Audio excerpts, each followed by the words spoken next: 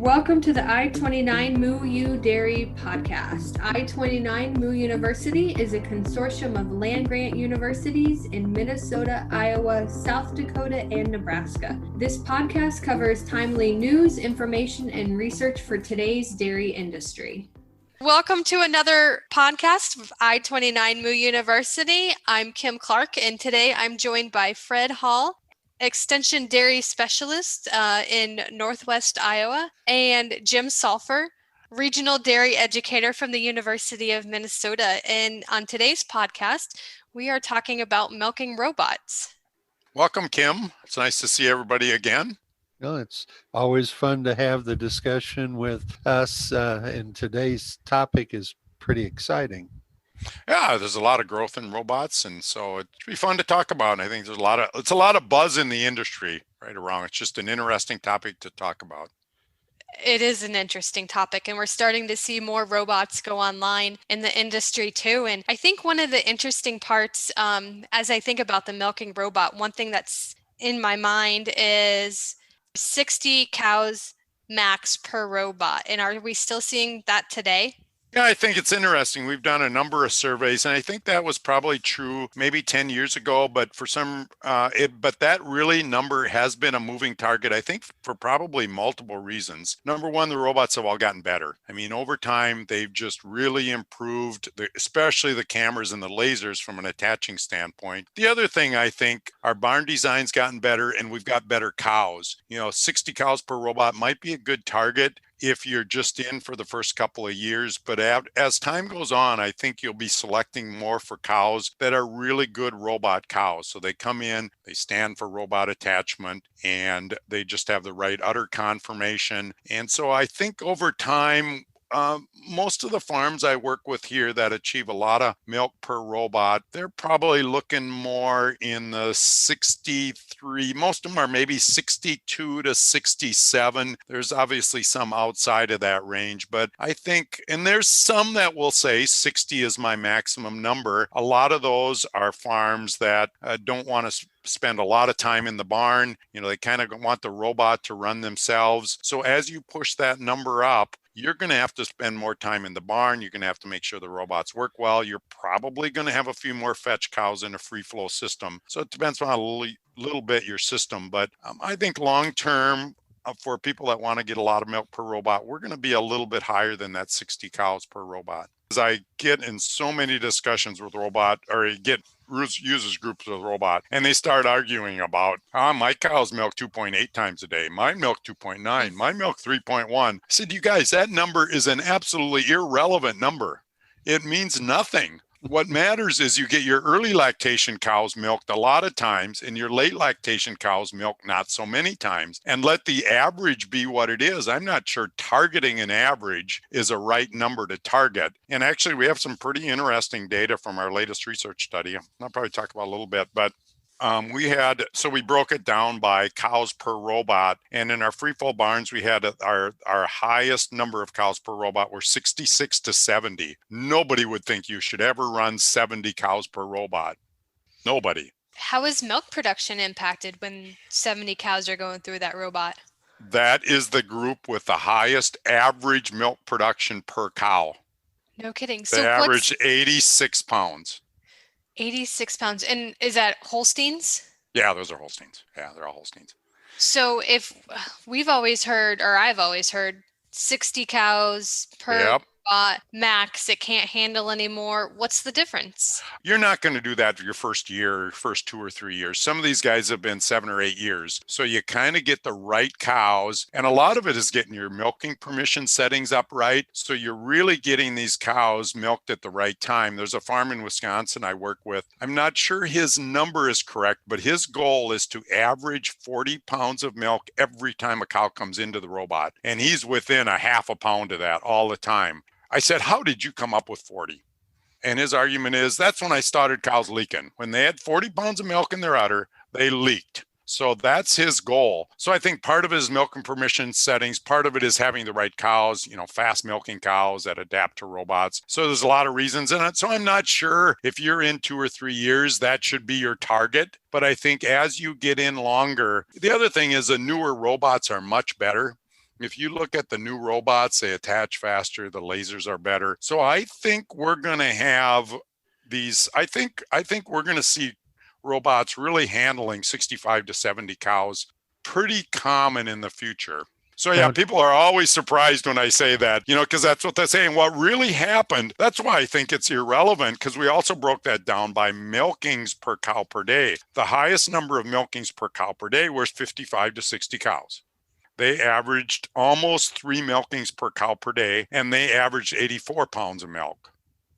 Okay, so pretty close. I mean, really, milk is statistically, there's no difference. But the real difference is free time. Those cows, those farms that ran a lot more cows, their free time really dropped. The robot companies recommend 10%. The 55 to 60 averaged 11, but these guys that were 65 to 70, they averaged about 8% free time. So these guys squeezed down free time. So you're going to have a few more fetch cows under that situation in a free flow system. We actually had guided flow barns that averaged almost 80 cows per robot. Wow. And averaged 85 pounds of milk per cow. So, Jim, let's kind of review the situations in those successful barns. Is it more likely that they're a barn built for the robot, or is this one that was retrofitted? Well, one of our really good robot barns is a retrofit, but it's also retrofitted really well, and it's a sand-bedded, pretty modern freestyle barn. I mean, it's about 15 years old, probably maybe 20 years old, but they completely retrofitted it, tore out mattresses, put in sand, and they put the robot boxes in the middle of the pens like you should. So I think retrofits can work if you do it correctly. But Fred, typically these are new barns. I mean, typically the real high performing barns are new barns, but you probably, our economic models will show that with a retrofit, you don't need to get as much milk per cow to pay for it because you have the barn already. So that's partly a trade-off. The other thing I think you're going to see, like this guided flow barn that had really high production per cow and high number of cows per robot, they cheat. What I mean by cheating is they have a dual system. They have a parlor milking 700 cows. They have a robot barn milking about 600 cows. And so I think we're going to see more of those dual systems, especially in our big dairies, where you're going to have to hire labor anyway. If they have a really good parlor, I think they're going to keep their parlor going. And this dairy over in Wisconsin, they run that 8 robot barn, excluding feeding, because the cows feed the same. But I said, how much labor does it take to run that barn? Said 15 hours of labor a day. That's all they can run. Let's see, 8 times 7, 550 cows with 15 hours of labor a day. And that's breeding, scraping, taking care of robots. There aren't many fetch cows because it's a guided flow. That does not include feeding, but everything else is 15 total hours of labor a day. Wow, that's pretty amazing. Oh, it's unbelievable. So I think we're going to see some bigger farms that are thinking about that, where their next barn will be a robot barn. They said, I'm part of that is labor, but they're going to hire some labor. And I think there'll be some will close down their parlors, but it's easy to run an efficient robot barn when you can move any cow that doesn't adapt to robots to a parlor. Right? They freshen them in the parlor. They milk them for the first few weeks in the parlor until they get up and they're feeling good and they're doing well. And then you move those best robot cows to the robot barn. And so, it's cheating, but it's not cheating. It's a really way to make your entire dairy system really efficient. So are they peaking them in the parlor, and once they've attained their peak, then moving them? No, it's usually when they're feeling good. Usually it's maybe 2 weeks to a month. So they're up and they know they don't have a temp and they're moving around well and, they're just feeling well. Then they'll move them to the robot barn and they'll try to have them peak there because they can milk more. I mean, these people milk 3X in their parlor, but they'll move them over. So some of that's pre-training heifers. It is actually, it generates a lot of discussion when you tell farms that. And I'm not sure 70 is the right number. I think that really varies from farm to farm. If you talk to the guys that are up at that number, if they're free flow, they're going to have more fetch cows. The other big disadvantage of running a lot of cows per robot and squeezing down free time, if something breaks, you have really got to get that fixed right away, because if you don't, you really get backed up. So there's some farms that are pretty big cash crop farmers or something where they just don't have the labor there all the time, where they'll say, I don't want to run my free time that low, and I don't want that many cows. So I think that a lot of that's a personal preference. I'm sure not promoting that. I'm just saying there are farms that are doing it if you so desire to do that. Gosh, I'm still trying to process the 70 cows through a robot, thinking about everything that has to align to get that many animals through. So not only on the robot side, but that's going to adjust multiple things down the line, right? So your feeding and your nutrition, how is your nutrition going to change? I don't know if that's a change too much. A big key is to have the right cows in there. You've got to have cows that milk fast, that stand for attachment, that go through well. That's probably the biggest factor. And then you really gotta have a well-designed barn. Back to Fred, you've got to have a well-designed barn that cows can really get easy access to the robot. So you can, and those are really well-designed barns. What's that barn design look like? Well, usually the robot boxes are in the middle of the pen. They're not way on one end of the pen, just because then it's a little easier for cows to come from both ends and get to them. So those are usually those kind of barns. My favorite robot barn design is robots in the middle of the barn, in pens, and perimeter feeding. Most of the new barns tend to be that way now. That's not Jim's secret design, goodness sakes, that's the way most of the bigger brand new turnkey robot barns are, is where the robot boxes are in the middle. And with retrofits, that's hard because most of them are getting retrofitted into drive-through barns with the feed lanes in the middle. But one of our best barns is that way, and that's the one where the robots are in the pen. They've got 4 robots, 6 robots, 2 in each pen. And that works well for them. So I think you can make retrofits work. And I think you can get really high production out of retrofits. Where retrofits hurt, I think, is labor efficiency. It's really hard to design them where you don't have a little higher labor. Probably more fetch cows. Besides labor efficiency, what's the greatest challenge with retrofitting a barn? That's a good question. Probably trying. The other thing that's kind of tricky is if you want separation pens, where do you put them? It's easy to design a brand new barn where you're going to put retrofit or separation pens behind the robot. Well, here that might not work, or you need to add on to your barn. So one of the hardest is if you want some of those amenities like separation pens. That's trickier and maybe a little harder to do in a retrofit. And where to put the robots? Do you put them on the side of the barn? If you can't put them in the middle of the pens, do you put them on the side of the barn? Do you put them on the end of the barn? Those are always a little bit harder. And it's harder to design the separation pens or kind of that area in front of the robot with your fetch pens. It's hard to really sometimes get those designed really well in a retrofit facility. So what have you guys, do you work a lot with robot? Do you have many in Nebraska? I want you guys to contribute. I don't want to be all the talking in this podcast, so I want your opinions. So we have 3 robots.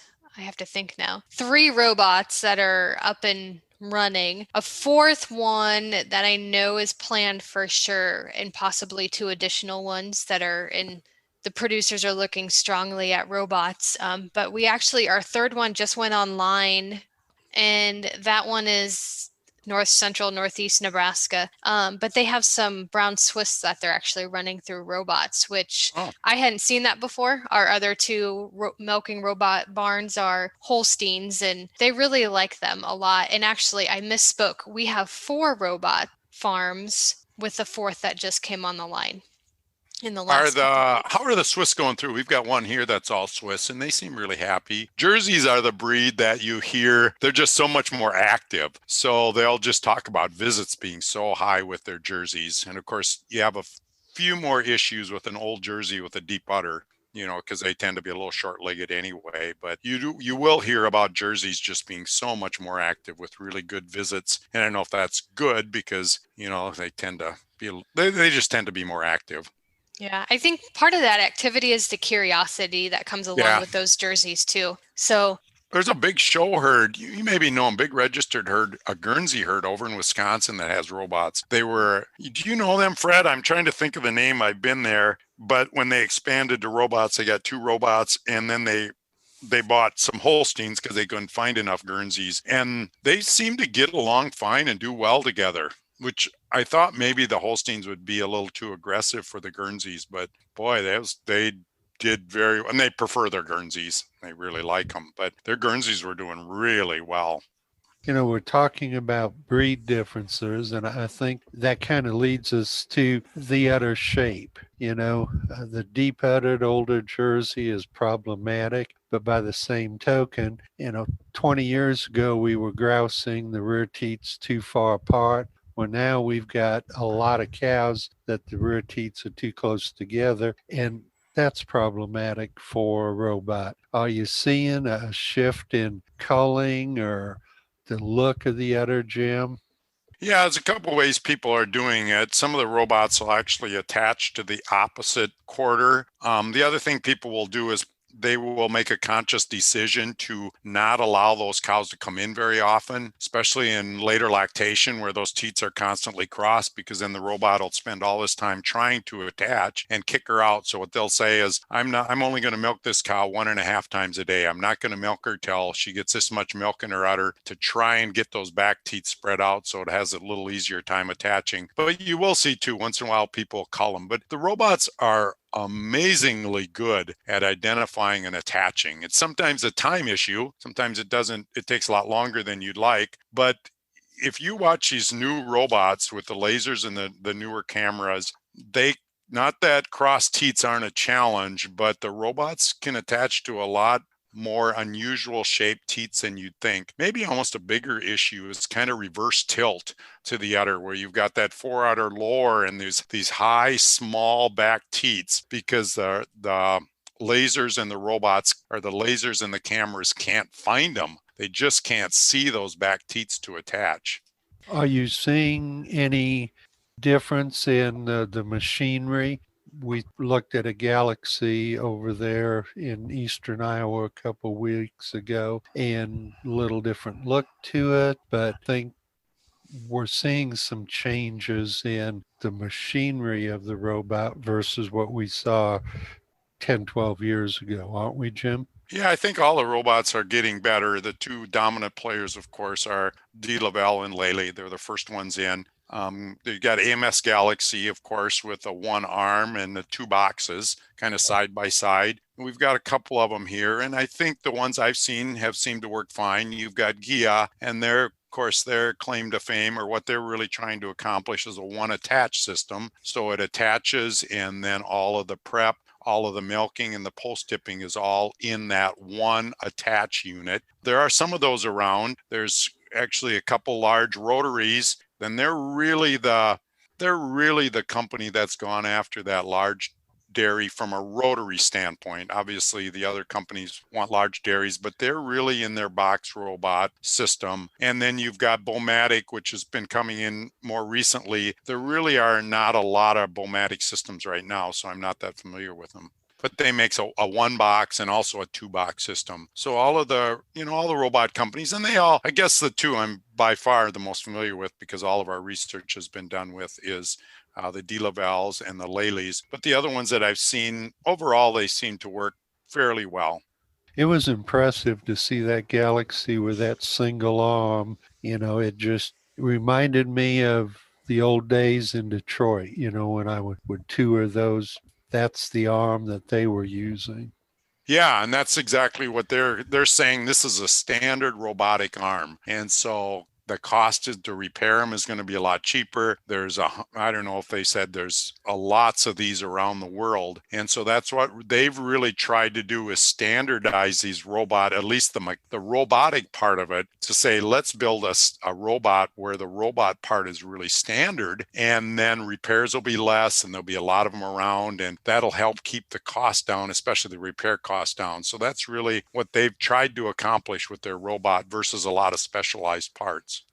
That kind of leads me into my next question. As we're seeing some age on these units, what are we seeing on the trend for repairs and maintenance? And then follow up, are we seeing some pretty good resale values on them? That's a good question, Fred. Well, we did a survey, and this was kind of a national survey. So we just asked producers about their major repairs. So we've tried to collect that. And maybe not surprisingly, repairs start out pretty low the first few years, especially because most of them are under warranty. And then over time, those repairs tend to go up. And so I tell producers, you probably need to figure 10 to 12,000 per robot for repairs, knowing that's probably fairly high for the first couple of years.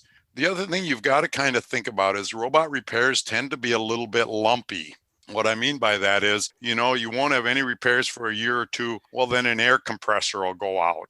Well, that might be several $1,000s, or lasers go out. But one thing I'll really give the robot companies credit for over the last couple of years, I think that's been one of the things they've tried to work on really hard, making more retrofit parts, repurposing these parts, trying to design the robots so there aren't as many repair costs, so they share more equipment between multiple robots. And so I think overall, repair costs, I think obviously are a concern. The other way to keep repair costs down, train somebody on your farm to do the repairs. And I think you're going to see that again, especially on larger farms. They're going to kind of have one or two people that are really trained well, and they're going to specialize in repairs. So when you get these calls, you won't have to have a service call. That does a couple of things. It helps keep your robot up and going so you don't have to wait for the dealer to come there, especially if you're quite a ways from a dealer.